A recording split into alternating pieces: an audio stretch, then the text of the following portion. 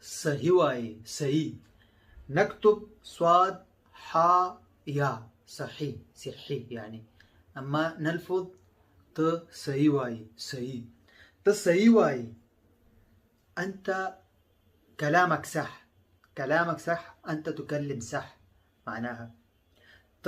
همغسي واي همغسي واي أنت تكلم مثله أو كذا، أو أنت تكلم كذلك، كلامك كذلك. كذلك يعني يمكن أنت سمعان من أحد كلامك صح، كلامه صح، والثاني شخص يأتي ويكلمك نفس الكلام، تقول له همغسي واي. همغسي واي يعني أنت تقول مثله. همغسي همغسي يعني بعينه بنفسه.